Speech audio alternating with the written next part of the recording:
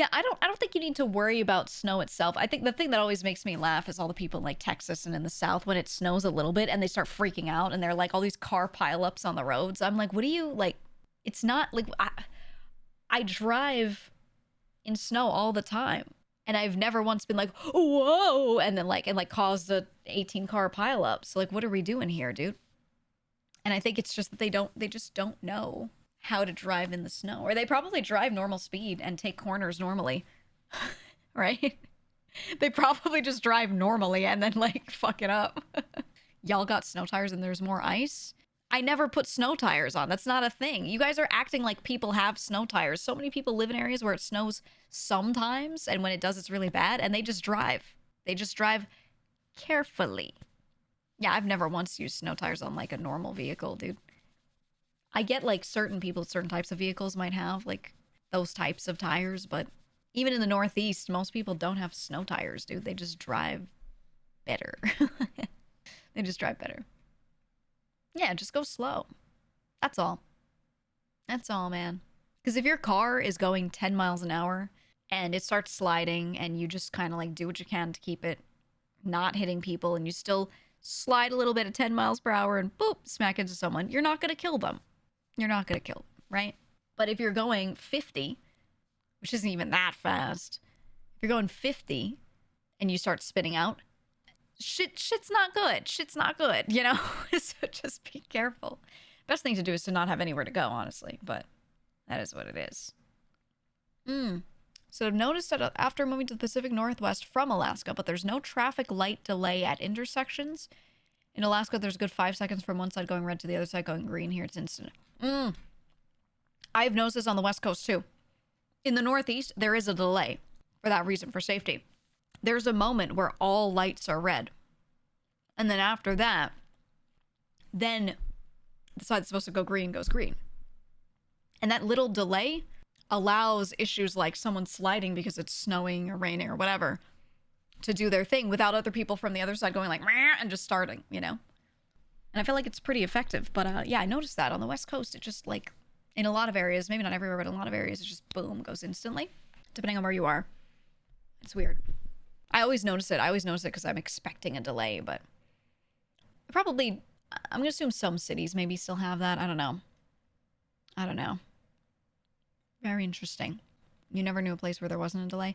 The thing is, like, you never think about it, but then when you go somewhere without it and you're used to it, you notice immediately. Because you see the cars instantly go and you don't have that moment, that pause.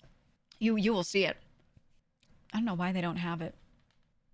People probably get pissed if they add it. Trucker here, there are conditions that are too dangerous for me to drive at all, and even those are very rare. People can always still do these things in most conditions. You just have to be more careful. It also depends if you live in an area where they do like salt and sand the roads or not. It's still very doable if they don't do any of that, but you gotta go really slow, really like insanely slow.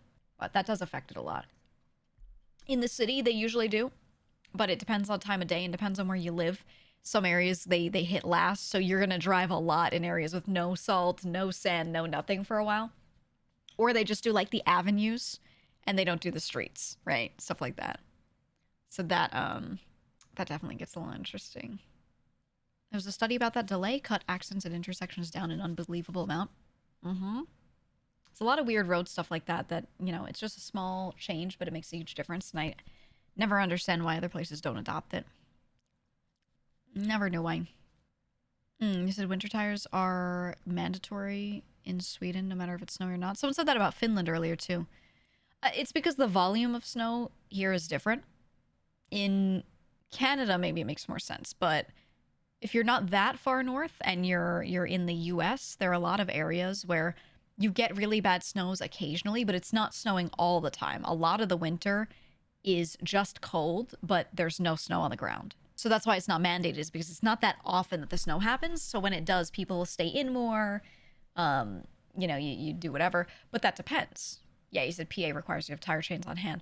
That's the thing, right? Pennsylvania is very up there. It's near the Great Lakes. You get a lot of cold air coming up from Canada down that dumps. Also, snowstorms just pass through there all the time. So it just dumps snow on like northern New York and PA.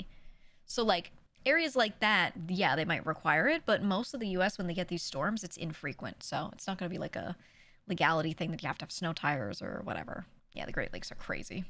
Absolutely crazy. New York City hasn't gotten frequent snowfalls in years. That's why I'm so excited, man. I'm excited for the foot of snow or whatever. I hope it's a foot.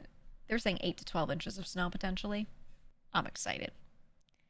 I want it to snow a shit ton, and then I want to go to the park, and I want to sled around, and I want to toboggan my body like a penguin. And I want to build a snow fort, because it keeps not snowing enough to like build a proper fort. I remember a long time ago, snow piling up taller than me when I was very little. When I was very little, I remember many years in a row having enough snow that it was taller than I was. And like walking on the sidewalk, and I couldn't see, like if I looked left or right, I couldn't see beyond the snow because it was just a giant wall of snow, because it would be like 2-3 feet high, you know, like as a kid.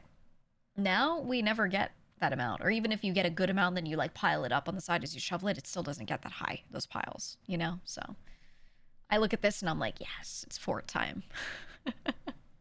It's fort time. I don't know. Not a lot of areas have felt like that amount of change in volume, but I feel like New York really has. Like New York really, really, really has seen a big difference in how much snow gets dumped on us volume-wise each year. So much less than it used to be. And I love winter. So I'm happy for this snowstorm. I just hope, you know, people can keep their power and stuff. I hope so. So the only experience you had of that was in 93 and you're too young to have vivid memories of it. It used to be that, you know, we'd get a foot and a half a couple times.